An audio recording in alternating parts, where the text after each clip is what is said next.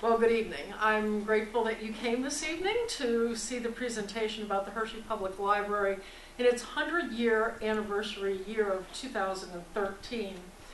I'm Barbara Ellis, the director of the library, and I'm happy to be here this evening. The library has a mission statement, and it's been pretty much the same mission statement from the beginning, only it was only formalized in the recent 20 years. The Hershey Library is a community center focusing on open access to materials, programs, information, and services that fulfill the community's educational and enrichment needs. The library actively promotes and supports reading, literacy, information technology, multicultural resources and services, and lifelong learning. With this little card, you can do just about anything at the Hershey Public Library. But I want to give you a little history because that's really why we're here this evening. For 100 years, the Hershey Public Library has served this area, although a lot of people don't know that actually in 1911 was when the idea for a public library in Hershey came about. The Hershey Press reported that a circulating library would not be amiss in a town like ours. Over the past 100 years, many citizens and community leaders worked diligently to build this institution, providing library services to Hershey and Derry Township, believing that a public library was very important to the community. Early advocacy promoting the establishment of a free public library began in 1911 and led to a cooperative effort of a lending library in the following year. But the official registration of the Hershey Free Public Library with the Pennsylvania Office of Commonwealth Libraries didn't occur until 1913, and that's why we say this year is our 100-year anniversary. So these pictures depict two buildings from way back in 1911 and the current library. I wanted to include all three of them because this is where the library started with the YWCA and the YMCA. And this is where the library is now on 701 Cocoa Avenue. I put the Facebook and the Twitter icons there because not only do people come to the library and use it through the front doors, but they use the library electronically in all kinds of ways. And Facebook and Twitter are something that we've added in just recent years. But now let's go back to April 11th, 1912. In that issue of the Hershey Press, there was an announcement that Hershey would soon have a public library. It was a joint project between the YWCA and the YMCA, and the initial amount of books that were used in the library actually came from the state library in what they called a traveling trunk. They brought that traveling trunk to Hershey, and from the YWCA is the first location from which we circulated materials, but they didn't belong to our library. Then in 1912, there was a unique event. The library put together a mock trial that featured local lawyers and other local well-known people, lawyers and businessmen and such, and they had a mock trial. They accused the man of stealing a pig. But in order to get into this entertainment that was a trial, you had to donate a book. So as a result of that, they acquired, 259 books. So some people obviously brought more than one book, but it was a great success, and the books were donated, and they were put into the library within the next year. The library was initially located in the YWCA, as I mentioned, which is what is now the zoo parking lot. So that building is no longer there. It was open for 2 days a week from 6 to 8 p.m. and on Saturday from 2 to 5 p.m. Books were loaned for a 2-week period, and patrons with overdue books were charged a penny a day. That has certainly changed. The local newspaper, the Hershey Press, took a great deal of interest in the progress of the Hershey Library's growth and published frequent stories about the number of books in the library's collection and had many editorials advocating the need for greater support for the public library. So we started in the YWCA building, but it wasn't big enough. Once we actually started to have books that belonged to the Hershey Library, They moved over to the YMCA, which was in this second building in this picture.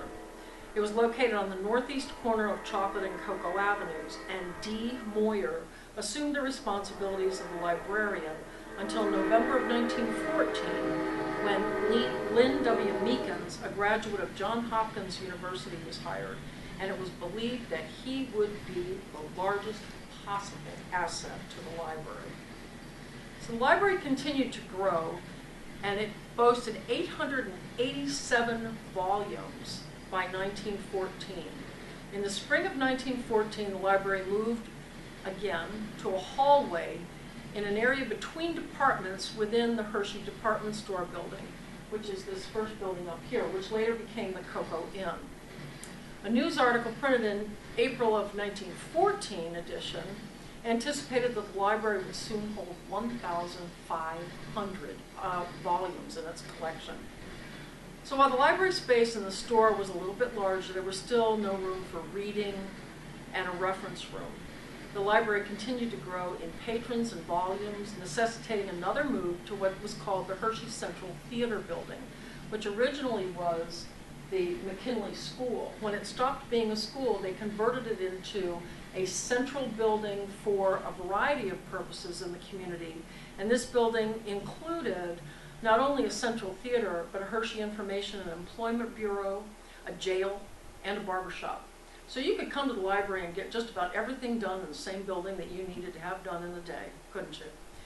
Its efforts to serve all of Hershey, the library that is, began acquiring books also written in Italian in 1915. So we were multicultural as early as 1915. The librarian, Mr. Meekins, successfully developed plans for shelving and workspaces in the new library's quarters, and his 2-year tenure as librarian led to significant growth, doubling the membership, circulation, and library holdings. Within the next several years, the library was managed by 3 different librarians, but you might find something about them is familiar to another one. There was Zelma Baker in 1917, Anna Z. Baker in 1918, and Thelma Baker in 1924, the 3 sisters. The public library continued to operate out of the Central Theater Building until 1928, when the Central Theater Building was then torn down to prepare for the construction of the new Hershey Community Building. And during the years of construction, the library was temporarily relocated to the second floor of this building, which was the post office building. Of course, we all know what came after that.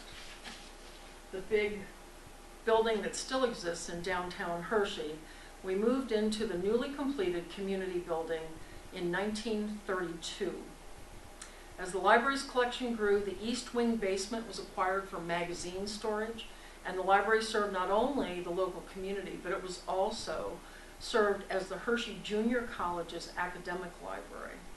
In 1946, Irene Heaps was named to the position of librarian. This is Irene facing her, the youth that came to the library, and if you notice the next picture, there's Irene with me. That picture was taken in 2008. Irene Heaps served the library for 38 years as a librarian. It prospered with her at the helm, and the ongoing leadership of she and Ed Zeckman. He was the first president of the Friends of the Library that sponsored cultural events such as musicals, concerts, author visits, and other events for the public. Heaps also led the way as a children's department librarian and had it expanding, holding story time and other activities for children. Just as a note, the Friends of the Library, when they were in this building, held a public book sale. Now, the Friends of the Library started back in 1963, but later, in 1981, the Friends had their first public book sale in 1981. That would be the next building you're going to see. And at the first book sale, they earned $430. And they thought that was great. And I know you've been at the library often, and while we've had our recent public book sales, the most recent public book sale that made the most money for the Friends of the Library was 2 years ago, and they made over $60,000 in 6 days. That was their take. Yeah, it was 2 years ago. It was in 2011. We made something like $64,000. The library operated out of this community building until January 5th, 1981. And then, after many other renovations were completed, the library moved into the main level of the M.S. Hershey Consolidated School building located at East Granada Avenue. And unfortunately, this is the only picture we have in the library that I'm aware of that actually says Hershey Public Library at the entrance to the library when it was at that location.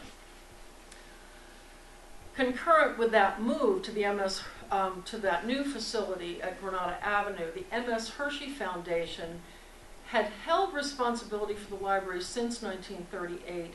They turned the library over to the township of Derry in 1981. And Phil Hearn was then hired by the township in 1984 as Director of Library Services by the township. Phil was the first director then to work for the township. Prior to that, when Irene Heaps was in that position for 38 years, she was supported by the M.S. Hershey Foundation and other funds that came into the library. By the late 1980s, the library had once again outgrown its home. So Hearn, along with the administration staff and consultants, began to develop plans for a new library, another new Hershey Public Library. Hearn left the project in the capable hands of Catherine Alloway, who was hired in 1994, and through the efforts of many local citizens and civic leaders, funding and support was raised. The Hershey Chronicle reported that the construction was funded by $4.5 million municipal bond, while the library's furnishings and computers have been funded by a capital campaign that raised $580,000. On February 23, 1997, the Hershey Public Library once again opened, but this time at 701 Cocoa Avenue. And for the first time in the library's history, it moved into a building that was built specifically for the purpose of being a library and also did not house any other organizations or businesses of any kind. It then housed approximately 77,000 items with a capacity for 90,000. 8 public computers were installed, and within a few years, all library operations were computerized using using an integrated library system. The children's area was established, complete with a picture book room for the youngest library users. Large meeting rooms for community use and library programs were a welcome addition, as well as expansive space in the basement where the Friends could stage their book sale materials. And all of that is still used as it is. In the spring of 2003, that's me. I was hired as the director of the library. I took over a staff of 22 employees 22 employees altogether, including 17 part-timers and 5 full-time. We have more than that now. We have 25 employees in the library. In recent years, technology and the demand for adequate study space have been the impetus for renovation, redesign, and new approaches to library services. So I'm going to look at these things with you now, and I'm not going to so much read from my script. Those things about history, I don't have them all memorized yet. I apologize, I don't, but I'll get that as time goes on. But this is what the library provides now, a wide variety of loan materials, totaling about 110,000 items. You remember when they built this building we're in now, they said 90,000 would be our capacity. We have near 110,000, depending on how many things we've withdrawn and how many things we've added in this week, last week, or whenever. That includes books, DVDs, CDs, puppets, and preloaded MP3 players containing audiobooks. Wireless access for laptop owners and other electronic devices are available, as well as e-readers that patrons can check out from the library. by logging into the library's website. You can download books to your Nook or your Kindle or whatever device you might own. In fact, I've never purchased a book for my Nook. I've had a Nook now for about 3.5 years, almost 4. My daughter gave it to me for Christmas 4 years ago. And we were in Italy 2 years ago, and I had 2 books on my Nook that I took with me. And I read them both. I wanted a new book to read while I was over there. So I logged into the Hershey Public Library on my computer. I brought up Overdrive, which is where you can take books from that resource and load them to your e-reader device. Downloaded 2 new books, and while I was in Italy, I checked books out from the Hershey Public Library. I'm not kidding. So the library also has an expansive collection of world languages materials that are fiction and nonfiction. We include Spanish, French, and German. You might expect us to, but we also include Japanese, Chinese, Middle Eastern, and African languages. There are now just over 35,000 card holders at the Hershey Public Library. In a year's time, approximately 200,000 people visit the library, and nearly 380,000 checkouts result from that usage. Visitors who come in from online through their computers and other ways now, well, usually computers, but other handheld devices now that we don't really refer to as a computer, amount to 50 to 75,000 people in a year. So when you add that to our door count, we have nearly 300,000 people visiting the library every year. Technology is not the only thing that's changed, and I know you've seen a lot of these changes because you're in the library every week. But we've done a lot of renovations and updating in the library. We had the fortune in 2009 to receive a legacy. One of our patrons who had been to the library for many, many years passed away, and she left us a significant amount of money in the form of life insurance policies. And what that allowed us to do, we spent a significant portion of that legacy on making some renovations to this building that had just been built in 1997. I'm just going to point these things out to you because I don't have a pointer to do it, so I'll show you what it is. This is the way we used to house our CDs. We had these racks that kind of stood up like this. They took up a lot of space. We wanted to move those and find a better, more compact area to place those so that we could pull it out. These are what we use now for CDs, and they pull out like a drawer. And you can put those things in like this and push it back in. It takes up far less space. In addition, we took what these were computer stations wrapped around the pillars in the library, and rather than use that space in that way, we wanted to clear out some of that area so we could put shelves in a more efficient space. So we created, or we had help from our designer designing these kind of computer stations, which actually are 4 computers facing each other. There's no pillar in the middle, and it gives a lot more space around the computer where people can set things and have more workspace. And if you'll notice these old-fashioned computers, they used to put computers down in this kind of a well in the computer station. Well, the newer computers don't work in that kind of a station. So we wanted to get rid of that, bring those out of that space, out of that well, and that kind of a space, and create a better space. Likewise, this was the old reference desk. Do you remember this? When the reference desk was here? It was a huge corral that was the reference desk. And all this over here was actually these CDs were over in this space. We moved the reference desk closer to the adult section of the library. It's much smaller than it used to be. And that space that was on that side of the reference desk is now a young adult collection area. So we have shelves here. On the other side of these shelves, there's actually tables that are study space tables. We have people at those study tables every single day. That place is filled in the afternoon from about 2:30 on till dinner time. We have all kinds of students in there with tutors or with each other studying and doing projects. I wanted to show you this picture, although I don't have a picture of the old picture, what it used to look like, but right inside the library, just inside the front door to the left, is this area with this slat wall display area on it. There was at one time a bookcase kind of a thing there with glass, or a case with with a glass sliding front, and it was more of a display case. You couldn't touch anything that was inside it.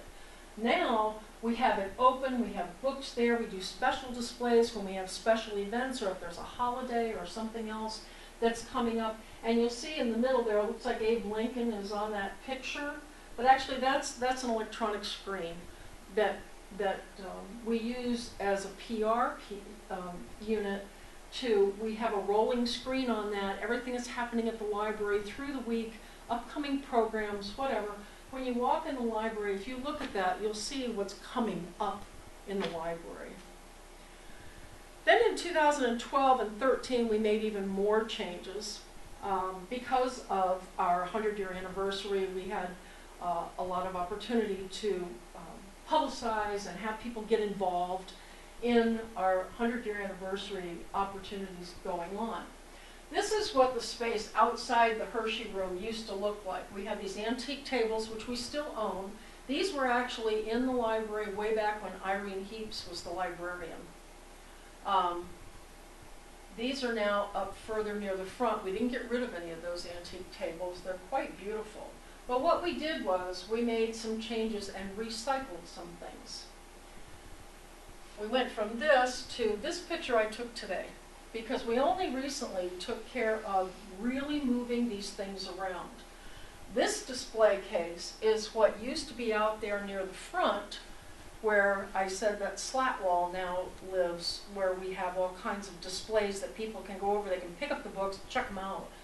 That closed display case is now back in that corner near the Hershey room, so that people sitting back there can actually look at it and say, oh, look, there's an award here, there's something here that's, you know, they take the time to stop, get close, and look at it, but that's not material that gets checked out. In the lower corner here, this was the beginnings of the Stan Ginder Memorial Garden. We had a gentleman who was our maintenance and custodial man at the library for 10 years, and he died very suddenly in 2011. We wanted to do a garden out in this corner. It was mulched, it had been dug up once or twice, but we never got it done. And then we got that terrible flood. And when that flood happened, everything just kind of stopped. Public Works couldn't help us do any of this work. We didn't have anybody else. Well, lo and behold, 2011, towards the end of the year, a young man who was an Eagle Scout came to me and said, I want to plant a garden behind the library. I said, what a great idea. We talked about it already, but we didn't have anybody that could help us do it. So as 2012 progressed, Patrick Bryant, who's an Eagle Scout now, he planned and organized all the work and workers to create this garden. And these bricks here are all memorial bricks. You can buy a brick for $100 that, you know, you can put your mom, dad's name on it, your grandparents, somebody that's special to you if you want it to be a memorial. Or in some cases, like a whole family has paid for a brick and said, you know, the Ellis family congratulates Hershey Library for their 100 years. I put a brick there and I thanked the staff for all their support in the years that I've been the director.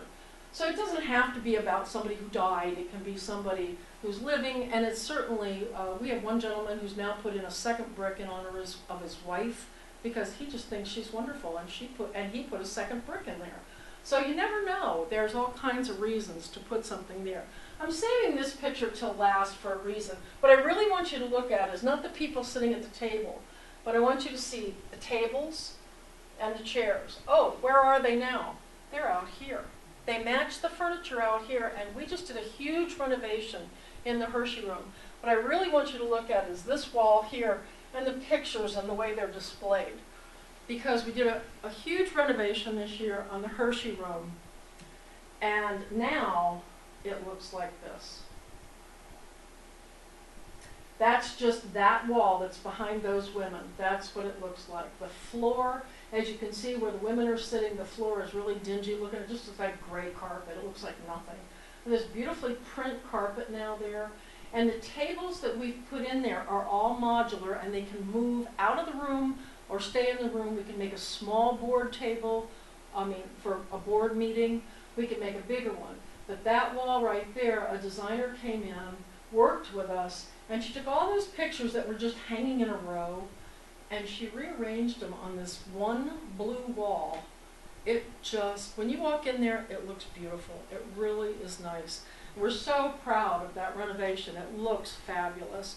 And when people go in there to meet in that room, everybody is really impressed by that. It's a boardroom. It's now a boardroom. It's not meant to be just for all kinds of meetings where people are throwing things around, or we don't send 6-year-old little brownies in there to play and do meetings. But we're keeping that in that condition for community groups that are behaved. Not that the Girl Scouts wouldn't be behaved; they should be. But this room was really intended to be a showplace, and we opened it up 2 weekends ago. Not quite 2 weeks. It'll be 2 weeks on Saturday. When we had our murder mystery fundraising event, we opened up this room for people to look at, and they had a ball. They went in and they just thought it was beautiful. People really appreciated it. All of our library board, Friends of the Library Board, our endowment trust board, and some community boards come in to meet in this room. And that was one of the reasons we wanted it to look nice. And when we have special receptions, like we had one after Patrick Bryant, the day he got his Eagle Award, we had his reception in that room. But it still looked like it did at the top there when we had his reception. These are some of the highlights from our 100-year anniversary. It was a really exciting year, and it's ongoing. We still have another month. I just wanted to point out to you a few of these things that are on this page. And this was our January 27th. We did our kickoff. I don't know if you can see that. That's Chris Abruzzo, who's the chair of the Board of Supervisors, spoke. We had other officials. We had John Payne, and we had Congressman Dent was here to help us with our kickoff. That was a lot of fun. Up in the middle, right under the title of the page, you can see that it looks like May Day. Well, it was for us. It was May 19th. It was our Family Fun Festival. We had a great time with that. We had between 800 and 900 people who attended that event. What fun we had. There were all kinds of things for kids, outdoors.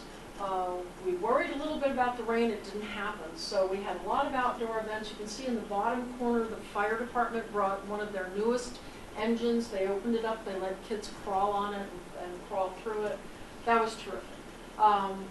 I put this picture here because Chris Garin, who's the head of our circulation services, she and this other lady are holding a bag that we gave for our volunteer luncheon this past year.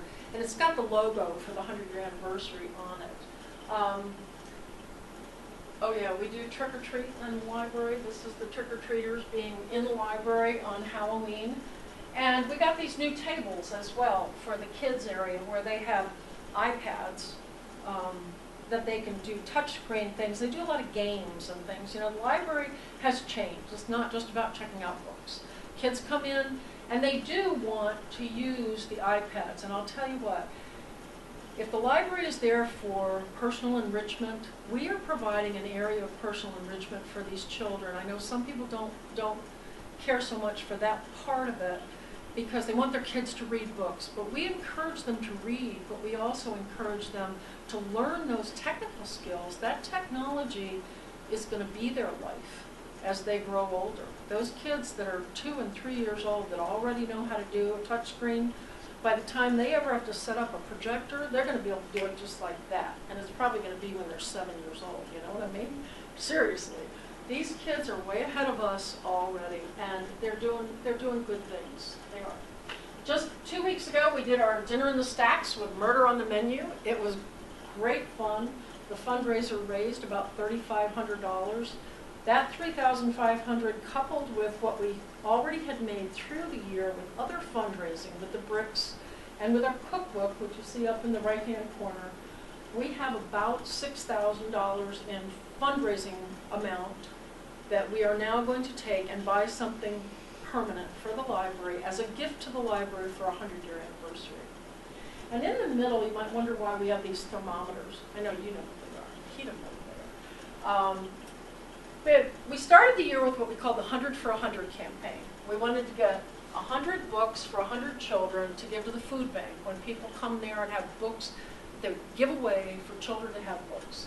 100 pints of blood with Central Pennsylvania Blood Bank, 100 memorial bricks in the garden, and 100 times 100 volunteer hours.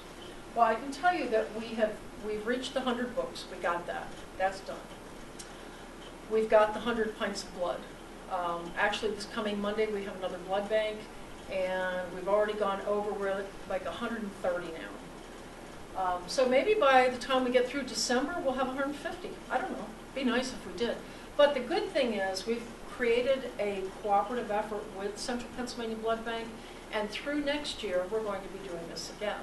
And we'll have another, we're not going to have 100 goal, but we've already done that much. If people continually, consistently keep coming, that's our effort to help provide something really important to this community. With the Hershey Medical Center here, you know as well as I do, blood is critical to their operations, and anybody who can give, I encourage them to give. 100 memorial bricks, we're not quite there yet. Actually, we've got about 2 more, I think, to sell, and we'll have 50. So I was hoping for 50 people here tonight to buy memorial bricks, and then we'd have 100. Didn't happen. And 100 times 100 volunteer hours, well, let me just say, I was a little bit enthusiastic and thought maybe we could get there. Every year we usually have about 5,000 to 6,000 hours. I thought, well, the 100-year anniversary, maybe we can add a few more hours in there and get some extra projects going. Not so sure we're going to hit that one either. But you know what? We've had a lot of people who have worked very hard through this year, and one of them sitting in this room.